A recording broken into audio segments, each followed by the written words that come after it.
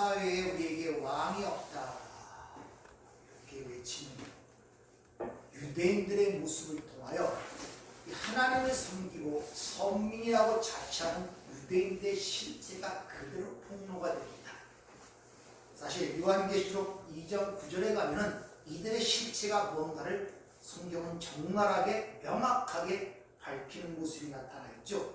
자칭 유대인이라 하나 실상은 사탄의 회라, 사탄의 무리라는 것입니다.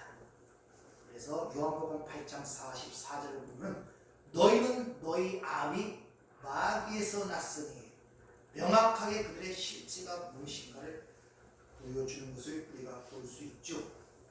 이렇게 선악과를 따먹고 자신들이 왕이 되기 위하여 배반한 이 아담의 군상들은 후에 사사기에 이르면은 그들이 왕이 없으므로 자기 소견대로 행하였다라를 걸쳐서 온 인류의 그 마귀적 사상적 특성을 한마디로 압축하는 것이 바로 우리에겐 가이사 외에 왕이 없다는 그 외침 속에 그대로 드러나고 있는 것입니다.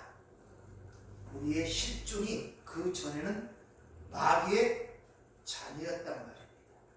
그래서 그들이 하는 모든 것은 마귀적 특성이 드러나고 있다는 것을 우리에게 보여주고 있는 것입니다. 그렇게 하나님을 잘 믿고 따른다는 그들의 실체가 적나라하게 그렇게 폭로가 되는 모습을 우리가 여기서 볼 수가 있죠. 이렇게 가이사 외에 왕이 없다고 외치는 이런 존재들에게는 도살장에 끌려간 어린 양 같은 낮은 곳으로 임한 왕, 보이지 않는 나라의 왕은 절대 인정할 수가 없다는 것입니다. 그래서 그들이 예수보다는 바라바를 선택하는 이유고 바로 보이지 않는 나라의 왕보다는 이 세상의 왕, 가이사의 왕이라고 우리의 왕이라고 외치는 이유가 바로 거기 있는 것입니다. 이렇게 지금 복음서 전체를 통하여 예수가 십자가의 사형 언도를 받고 그 재판의 과정과 그리고 사형 언도를 받은 그 예수가 십자가에 못 박히는 과정을 통하여 바로 우리 인류의 전체의 죄악을 지금 성경은 적나라하게 폭로하고 있다는 것을 여러분 아셔야 됩니다. 그들의 내면 속에 속해 있는 것들이 무엇인가를 지금 보여주고 있는 거예요. 그들의 야망과 비겁함, 시기, 자존심, 자기들의 욕망, 이런 인간의 내부에 있는 것들을 지금 하나하나 예수님의 재판 과정을 통해서 지금 밝혀 보여주고 있다는 것입니다. 그것이 여전히 우리 가운데 있다는 것이죠. 문제는 그렇게 구원받은 우리도 역시 여전히 그러한 것들이 우리 안에 내재되어 있다는 것입니다. 그래서 우리가 조금만 신경을 안 쓰면 잡초가 자라듯이 우리의 인생 전체를 뒤엎는다는 것을 여러분들이 아셔야 돼요. 우리의 육신은 흙으로 만들어졌기 때문에 이 땅과 아주 친화적입니다. 누가 안 가르쳐도 지절로 나가게 돼 있어요. 여러분 밭 농사를 해보신 분들은 알겠지만 이 잡초는 진짜 빨리 자랍니다. 그 독한 잡초대를 친다 할지라도 그때뿐이지 비 한 번 오고 나면 다시 새파랗게 올라옵니다.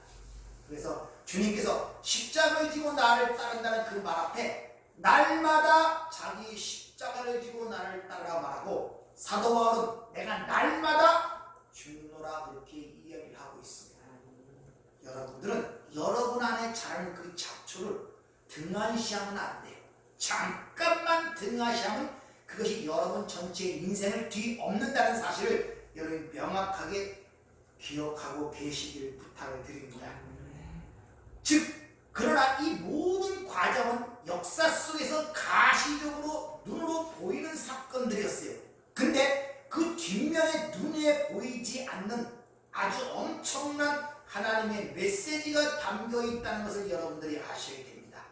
눈으로 보이는 그 사건 뒤에는 자, 비록 예수님이 그 가룟 유다의 그 욕망 때문에 팔렸고 대상과 바리새인들의 시기 때문에 빌라도의 법정에 넘겨졌고 빌라도는 무지함을 알고 있음에도 불구하고 자신의 야망과 비겁함 때문에 사형 언도를 내렸지만 그런 인간들의 악함에 의하여 예수가 죽었지만 예수님은 순교자가 아니라는 사실입니다.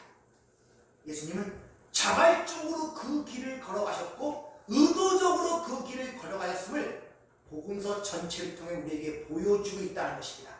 그래서 요한복음도 내가 이 때를 위하여 왔다 그러고 이를 위하여 내가 태어났다고 주님이 친히 말씀하시는 것을 우리가 볼 수 있죠. 그래서 요단강 세례 요한으로부터 세례를 받은 그 공생의 시점부터 여기까지 한 가지 목표를 위하여 따박따박 걸어오시는 주님의 모습이 보여집니다. 그 과정 속에서 계속하여 자신의 십자가의 죽음에 대하여 제자들에게 가르치는 모습들이 드러나죠. 바로 그것을 이해 왔는데 바로 베드로가 그것을 막는 사건이 마태복음 16장에 기록되어 있잖아요. 그래서 네가 하나님의 일을 생각지 않고 사람의 일을 생각한다면서 그를 향하여 사탄아 내 뒤로 물러가라 그렇게 말씀하시고 또 겟셋마네 동산에서 칼을 갖고 말고의 길을 가르는 그 베드로를 향하여 칼을 도로 칼집에 꼽으라면서 내가 어찌 이를 위해 왔는데 네가 내 일을 막느냐고 책망하는 모습이 바로 거기서도 기록이 되어 있는 것을 우리가 볼 수 있다는 것입니다.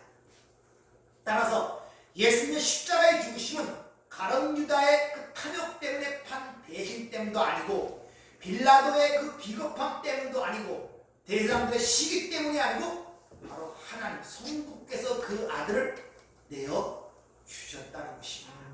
그 아들. 그래서 11절에 보면 빌라도가 내가 너를 살릴 권세도 있고 죽일 권한도 있다 하자 위에서 주지 않으면 네가 나를 해하지 못한다고 주님이 하신 말씀이 바로 그런 의미에 있다는 것입니다. 이런 사실들을 통하여 우리 성도도 마찬가지라는 것을 아셔야 됩니다. 요한일서 5장 18절에 보면 하나님께로부터 나신 자가 우리를 지키시네 악한 자가 우리를 만지지도 못한다는 사실을 들어가시면 됩니다. 따라서 여러분 삶 속에 일어난 어떤 일이라든지 하나님의 허락하심이 없이는 여러분을 건들 수가 없다는 기본적 진리를 확실하게 붙잡고 계셔야 돼요. 네. 아시겠습니까? 절대 여러분을 해할 자가 없어요. 다만 오늘 예수님의 십자가를 내어주는 것도 성부께서 내어주는 허락하심 속에서 이런 일이 이루어진 것 같이 여러분이 그런 상황에 닥치게 된다면 그것도 하나님의 성부의 뜻 가운데 뭘 가르치기 위하여 여러분을 그렇게 내어준다는 사실이 인지가 되어야 된단 말입니다. 나를 왜 이런데 빠뜨리나 나를 왜 이런데 고통에 머물게 하나 이렇게 원망과 불평을 하는 것이 아니라 오늘 보면 16절을 보면 이에 예수를 십자가에 못 박도록 그들에게 넘겨주니라 이렇게 기록되죠. 여기서 넘겨주다는 그 헬라어 단어가 파라디돔이라는 단어예요. 근데 그 단어가 똑같이 쓰인 구절이 있는데 여러분 자신은 로마서 8장 32절 그 아들을 아끼지 아니하고 내어주셨다. 그래서 내어주셨다는 단어가 파라디돔이에요. 그 단어란 말입니다. 그 단어가 로마서 4장 25절 쓰이는데 예수는 우리가 범죄한 것 때문에 내어줌이 되었고 또한 우리를 의롭다 하시기 위하여 살아내셨느니라. 즉 사랑으로 인하여 성부 하나님께서 그 아들을 내어주셨기 때문에 그 사건이 십자가의 사건이라는 것입니다. 즉 이 십자가의 모든 사건의 주도권 그 모든 일은 누구 손 아래 있다? 하나님 손 아래 있다는 것을 우리에게 가르치는 거예요. 그래서 여러분이 잘 아시는 요한복음 3장 16절 하나님이 세상을 이처럼 사랑하사 독생자를 주셨으니 여기서 주셨다는 단어가 바로 디도미 파라디돔에서 앞에 전치사를 빼고 디돔이라는 은혜를 살 때 선물로 준다는 하사의 의미가 있어요. 우리가 왕조시대에 보면 왕이 그 부하들에게 그 신하들에게 어떤 선물을 드릴 때 하사품이라고 해서 그 의미가 디돔이란 말입니다. 독생자를 주셨습니다. 따라서 성부 하나님께서 그 아들을 내어주셨고 아들은 자발적으로 자신을 우리에게 주신 것이 바로 십자가의 사건이란 말입니다. 그러니까 십자가의 사건 속에는 그 성부 하나님께서 그 아들을 내어주셨고 아들은 자발적으로 자신을 우리에게 주어진 사건이 또한 십자가의 사건이라서 우리에게 가르쳐주고 있어요. 그래서 오순절 이후에 성령 충만한 베드로가 뭐라고 설교하느냐 사도행전 2장 23절 그가 하나님께서 정하신 뜻과 미리 아신 바대로 내어준 바 되었거늘 너희가 법 없는 자들의 손을 밀어 못 박혀 죽였으니 이렇게 이야기를 하고 있습니다. 그래서 복음의 특징은 모든 것이 거저주는 것입니다. 아들을 주셨고 또 누구 주셨습니까? 성령을 주셨고 그 아들과 성령 안에서 누굴 주셨습니까? 하나님 아버지를 우리에게 주신 것입니다. 그래서 우리가 와서 너희 안에 거처를 함께 한다고. 따라서 십자가의 사건은 하나님 당신 자신을 우리에게 주신 사건이란 말입니다. 이것이 십자가 안에 보이지 않는 그 속에서 우리에게 주신 메시지라는 것을 여러분이 잘 기억하시길 바랍니다. 따라서 그 사건을 가리키기 위하여 그 사건을 설명하기 위하여 그 사건을 보여주기 위하여 이 세상의 모든 것들이 창조되었고 시간이 창조되었단 말입니다. 또 다른 말로 그걸 보여주기 위하여 그걸 가르치기 위하여 바로 아담이 창조되었고 에덴 동산이 창설되었고 에덴 동산 중앙에 선악과와 생명나무가 거기에 만들어진 것이란 말입니다. 그걸 설명하기 위해서 이 보이는 세상과 모든 것들이 그걸 설명하기 위해서 십자가의 사건, 장서들의 죽임당한 어린 양을 설명하기 위해서 다시 말하면 그걸 통하여 하나님이 우리에게 주시는 사건을 설명하기 위해서 그를 통하여 너희가 내 백성이 된다는 사실을 가르치기 위하여 이 천지 창조가 된 것입니다. 따라서 이 십자가는 이 역사의 중심이요 핵심이라는 것을 여러분이 아셔야 됩니다. 그러니까 이 모든 것들은 그 십자가를 설명하기 위한 그림자이자 모형이라는 거예요.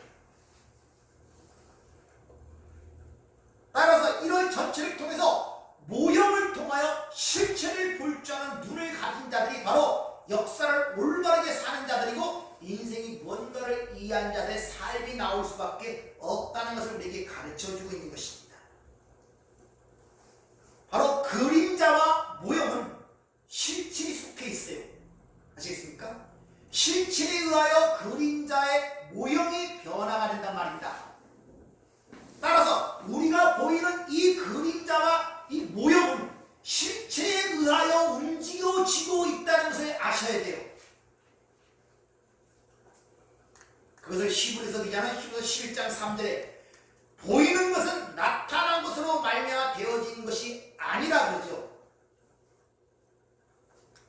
그러니까 여러분이 현재 이 보이는 현실이라는 이곳 속에서 만져지고 느껴지고 감각되어지는 모든 것들은 그것이 우선순위야. 그 뒤에 것이 어떤 영향이 나타나는 결과란 말입니다.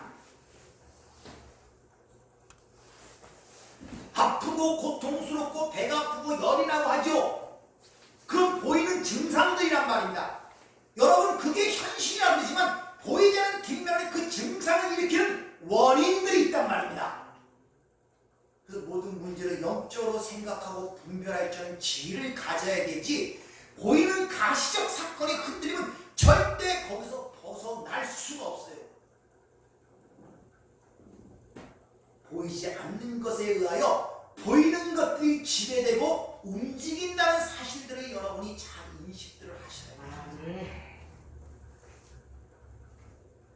따라서 이 세상에 하나님을 떠나서 우연적 발생이나 우발적 사건은 일어날 수가 없는 것입니다.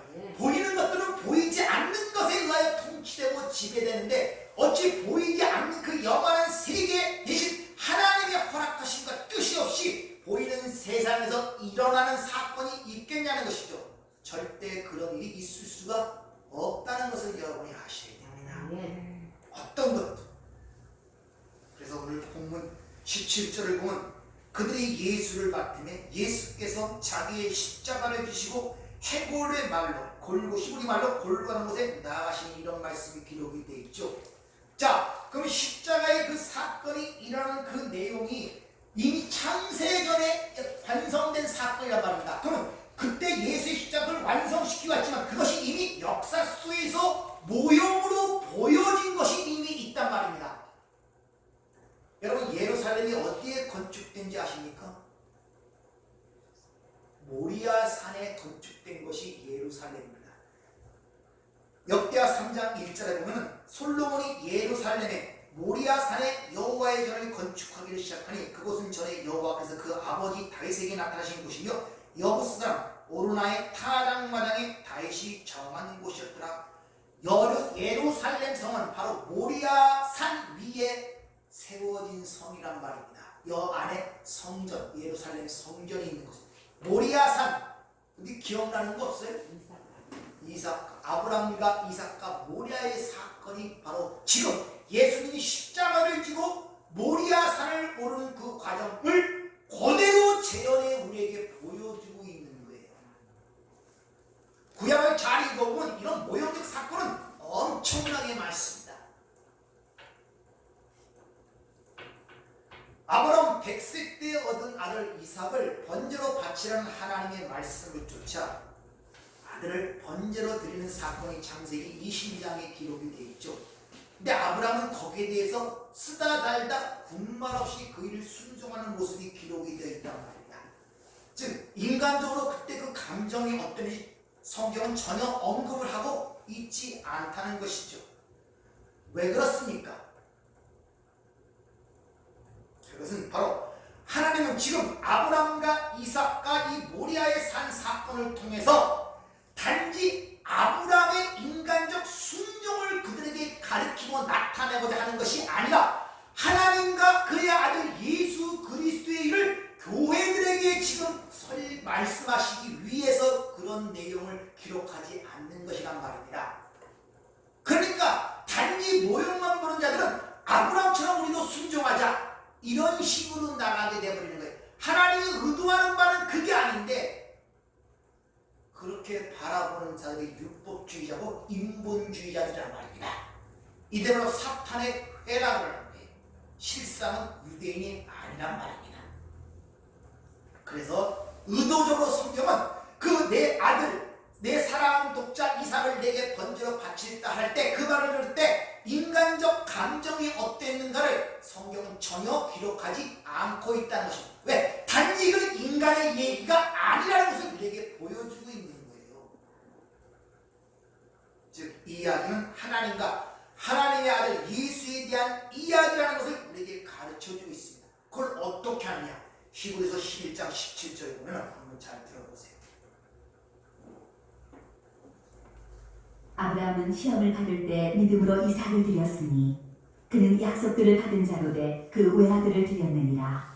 그에게 이미 말씀하시기를 내 자손이라 칭할 자는 이삭으로 말미암으리라 하셨으니 그가 하나님이 능히 이삭을 죽은 자 가운데서 다시 살리실 줄로 생각한지라. 비유컨대 그를 죽은 자 가운데서 도로 받은 것이니라.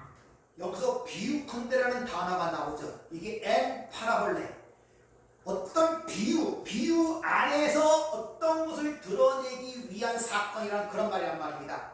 그러니까 모리아 사건은 어떤 것을 비유로 담고 있는 사건인데 어떤 비유냐? 죽은 자 가운데서 도로받은 사건을 비유로 나타나는 사건이란 말입니다. 즉 예수 그리스도의 죽으심과 부활을 비유하여 나타나는 사건이고, 또 다른 말로 그 예수의 죽으심과 부활로 말미암는 하나님의 백성들의 다시 옛사람이 죽고 새사람으로 부활하는 모습을 비유로 담고 있는 것이 바로 아브람과 이삭과 모리아의 사건이란 말입니다.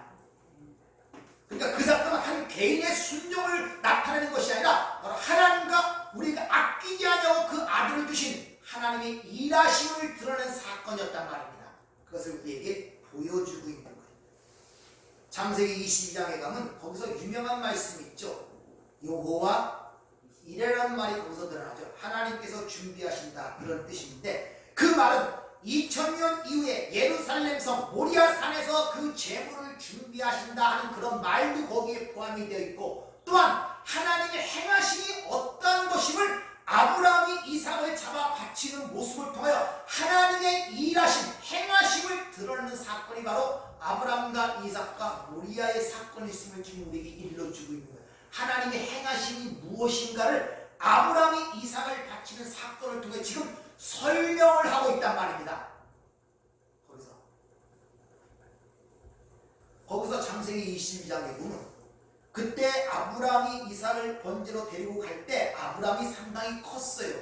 성인은 아니었지만 능히 아버지, 그때 아브라함의 나이가 100세가 훨씬 넘었거든요. 능히 아버지에게 얘기할 수도 있었고 도망칠 수도 있었고, 근데 아무 말도 안 하고 뭐를 지고 번제 쓸 나무를 몸에 짊어지고 아버지와 함께 올라가서 아버지가 그를 결박하여 제단에 눕히고 칼을 찔 때까지 아무 말도 안 하고 순종하는 모습으로 기록되어 있죠. 바로 예수님의 모습이 거기서 그대로 극명하게 드러나고 있는 말입니다.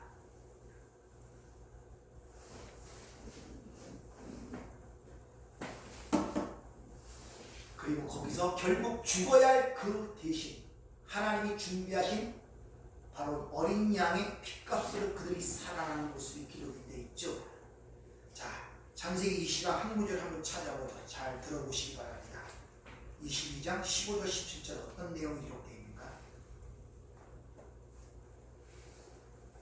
여호와의 사자가 하늘에서부터 두 번째 아브라함을 불러 이르시되 여호와께서 이르시기를 내가 나를 가리켜 맹세하노니 내가 이같이 행하여 내 아들 내 독자도 아끼지 아니하였은즉 내가 네게 큰 복을 주고 내 씨가 크게 번성하여 하늘의 별과 같고 바닷가의 모래와 같게 하리니 내 씨가 그 대적의 성문을 차지하리라. 자, 내가 이같이 행하여 독자를 아끼지 아니하였은즉, 로마서 8장 32절 그 아들을 아끼지 않고 내어주신즉, 누구의 행하심을 지금 모형하는 겁니까? 하나님의 행하심을 지금 모형하고 있는 거예요. 십자가에서 자기 아들을 아끼지 않고 내어준 하나님의 행하심이 드러나고, 그렇게 하나님의 행하심으로 인하여 누가 복을 받느냐? 아브라함이 복을 받는 모습이 나타나잖아요. 내 씨가 번성할 것이고 내가 대적의 성문을 얻으리라. 하나님이 그 일을 하시고 그 하신 일로 인하여 복은 누가 받냐? 아브라함이 받는 것. 저와 여러분, 이것이 믿어지는 자가 성도인 것입니다. 오늘 십자가의 사건을 통해 지금 그걸 그려내고 있는 거예요. 거기서 번제라는 나무를 지고 올라가는 이삭의 모습, 오늘 예수님께서 십자가를 지고 그 골고다로 향하여 가는 모습, 같은 모습이에요. 그 모습이 재현되고 있다는 것입니다. 따라서 복음, 즉 복을 받은 자들은 지금 아브라함과 이삭이 그런 모리아 산을 올라가 번제를 바치는 그 삶을, 그 과정을 통하여 바로 우리의 구원이 어떻게 일어날 것임을 아브라함은 거기서 왔단 말입니다. 그래서 예수님이 아브라함이 나의 때를 볼 것을 보고 기뻐하며 즐거워했다, 구원받았다 그러는 거예요. 그 말을 못 알아먹은 유대인과 바리새인들이 네가 나이가 50도 못 됐는데 아브라함을 보았다냐, 이렇게 묻는 거예요. 완전히 차원이 다르죠. 그러니까 아브라함은 자기 아들 이삭을 데리고 하나님께로 바치는 그 과정의 여정을 겪은 다음에 막상 죽어의 그 순간에 하나님이 말하신 그 어린 양의 핏값으로 살아가는 모습을 통하여 하나님의 아들이 우리를 위하여 죽으심을 우리가 구원받는다는 자기의 삶의 그런 과정을 통하여 배웠단 말입니다. 따라서 저와 여러분도 그러한 삶의 여정을 통하여 예수의 십자가의 삶을 반복하여 경험하고 체험하게 되어 있다는 거예요. 그것이 복받은 자들이에요. 아브라함이 우리가 복의 근원이라고 그러잖아요. 똑같은 여정을 살게 되어 있다는 것입니다.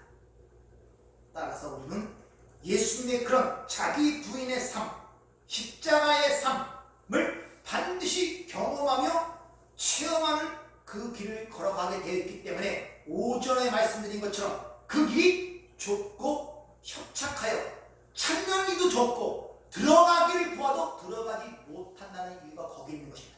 그래서 실상을 말하노니 내가 가야 영으로 너희 가서 연합이 되어 너희가 그 길을 걸어갈 수 있음을 우리에게 일러주고 있단 말입니다. 그래서 그 이삭이 나무를 지고 십자가를 지고 모리아산을 오르는 과정 속에서 누가 동행하느냐? 아버지가 불과 칼을 들고 둘이 동행하는 모습이 바로 기록되어 있는 것입니다. 창세기 22장 6절에 보면 아브라함이 이에 번제 나무를 가져다가 그 아들에게 이삭에게 지우고 이 십자가를 지고 가는 모습, 나무는 항상 십자가를 의미합니다. 불과 칼을 손에 들고 두 사람이 동행하더니 동행이라는 단어가 거기서 나와요. 이렇게 자기 십자가를 지고 그 모리아 산 꼭대기를 오르는 그 아들이 혼자 가는 것이 아니라 누가 동행하고 있습니까? 아버지가 불과 칼, 심판을 의미하는 그걸 두고 아들과 동행하면서 그 아들의 고통과 고민과 같이 그것을 같이 경험하고 있는 거예요. 같이. 인간적 혈통적 관계 속에서도 자식이 아프면 부모가 그 아픔을 같이 느끼잖아요. 같이 고통스럽고.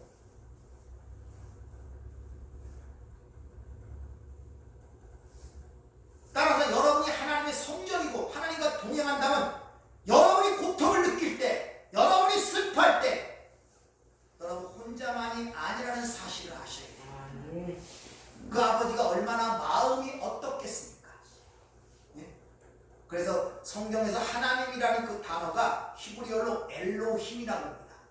그 엘로힘이라는 단어 속에 고통, 슬픔, 애가라는 희라는 단어가 그 안에 포함이 되어 있어요. 고통의 하나님, 고난의 하나님, 애가의 하나님, 비탄의 하나님, 그 엘로힘이라는 그 하나님 속에 그런 의미가 함의가 되어 있단 말입니다. 이게 기독교예요. 네.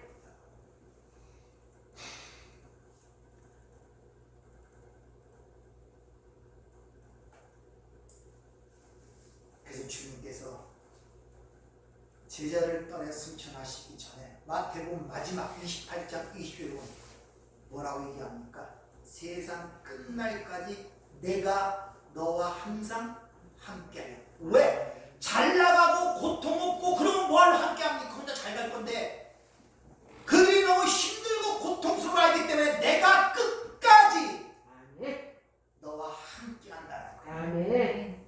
믿으십니까? 아멘. 절대 우리를 혼자 내버려 두지 않으세요. 내가 아플 때 그것도 같이 고통을 느낀단 말입니다. 기독교는 이렇게 하나님의 은혜로 인하여 죄에서 벗어나 영생을 선물로 얻는 것이 기독교지, 인간의 수고와 노력과 업적을 통하여 그 하나님, 신을 달래서 우리가 원하는 세상 것들을 얻어내는 것이 기독교가 아님을 아셔야 돼요. 여러분들, 주님이 확실하게 얘기하는 죽음을 앞두고도 내 나라가 여기에 속한 것이 아니라고 얘기를 하는데 자꾸 우리는 이 나라에 속한 것을 원한단 말입니다.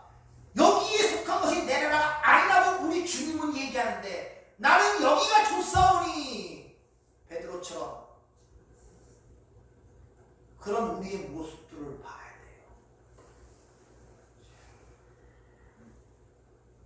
그래서 지난주에도 말씀드린 것처럼 이 세상이 종교놀이에 귀를 기울이고 거기에 장단에 춤을 추시면 안 돼요. 네. 그래서 참여하라 그러잖아요. 자꾸 세상이 충성하는 것이고 원하는 걸 준다고 하는 것이 아닙니까? 그 세례요한이 그들을 향하여 참석하지도 않고 오히려 그들을 향하여 회개하라고 외치고, 주님은 그들이 바리새인들이 그가 하는 그 모든 경건한 행위들을 다 멸시할 뿐만 아니라 그들이 가까이 하고 싶지 않은 죄인들과 같이 밥도 먹고 포도주를 먹자, 저희 죄인의 친구라고 또 주님을 배척하고 죽이는 모습, 이것이 진정 진리의 길을 가는 자들의 모습인 것입니다. 기독교 2000년 역사상 진리는 항상 소수였지 다수였던 적이 한 번도 없습니다.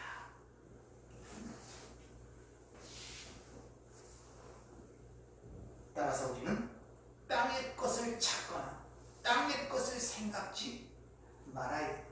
여러분이 예수 그리스도와 함께 그 안에 하늘 보호자 우편에 앉아있다고 성경은 선언하고 있는데 자기가 있는 곳을 찾아야 되지 자꾸 왜 땅으로 내려와 땅의 것을 찾는 것이죠. 위의 것을 찾아라는 거예요. 위의 것을 생각하는 것입니다. 그럴 때만 이 세상에 헛된 것들이 인정이 될 뿐만 아니라 바로 이 세상을 넉넉히 이기고 우리가 예수를 부인하지 않고 이 길을 당당하게 걸어갈 수 있는 이유가 바로 거기 있습니다. 그래서 히브리서 12장에 뭐라고 했습니까? 그 앞에 있는 즐거움을 위하여 부끄러움을 참사 십자가의 수치와 모욕을 참으신 이유가 뭡니까? 그는 위의 것을 생각하고 위의 것을 찾았기 때문에 그래요. 그리고 그 여정 속에 누가 함께 있음 알았습니까? 아버지가. 아버지가 나를 혼자 버려두지 않는다고 말씀하나요? 마지막 하시는 말씀이니까 내 영혼을 아버지께 부탁합니다.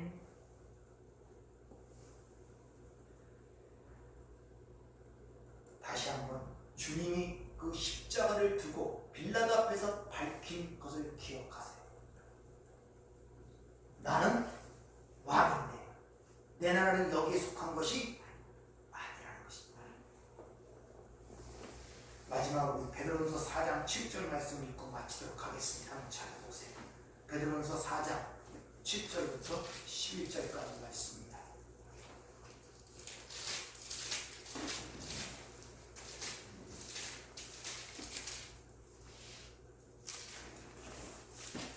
베드로전서 4장 7절부터 11절까지 말씀 같이 한번 읽겠습니다.